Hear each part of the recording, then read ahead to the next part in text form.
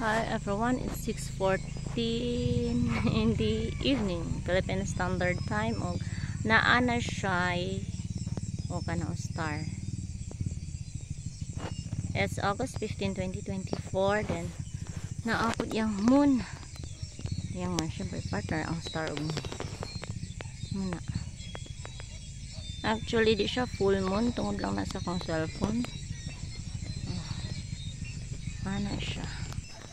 Pag naata diri sa umahan kay magpadayon ta og ugmad kita malipisa tagtiwas. Strawberry na yang dagway sa nabagnutan. Then ang nalimpisahan maana ni siya kani.